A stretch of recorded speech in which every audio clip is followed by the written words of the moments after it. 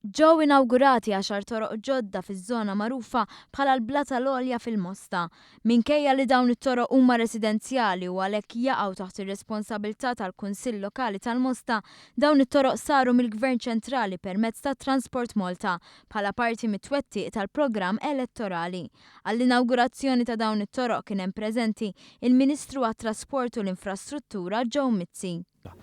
Meta il-Prim Ministru kien kap tal-Oppożizzjoni kienet idur hawnhekk u radi s-sitwazzjoni qal li l-Gvern ċentrali se jgħin biex daw it-toroq isiru u fil-fatt illum wasalna biex orejna li dak li wieħed il-kap tal-Oppożizzjoni dak iż-żmien l il-Prim Ministru wettaqnieh orejna li aħna il-poplu tajnieh smajnieh, ma tajna kasu wettaqnieh bis-serjetà. Il-Gvern qed jgħin kunsilli lokali oħra biex ammont ta' toroq residenzjali li jaqgħu taħt ir-responsabilità tal-Kunsill Lokali jingħataw wiċċ ta' asfalt ġdid. Fl-istess konferenza tal-aħbarijiet, il-Ministru Joe Mizzi ħabbar li se jinġibu esperti mill-Korea t'isfel sabiex dawn ikunu f'pożizzjoni li jagħtu pariri għal soluzzjonijiet tal-problema ta' traffiku f'pajjiżna. Dana il-South Korea ġi l-Ministru ta' Trasport u Infrastruttura u għedni li jtini għajnuna ta' esperti fej għandhom jieħtlu l-informazzjoni IT, sistema ta' IT ħabba traffic congestion affett bħal daw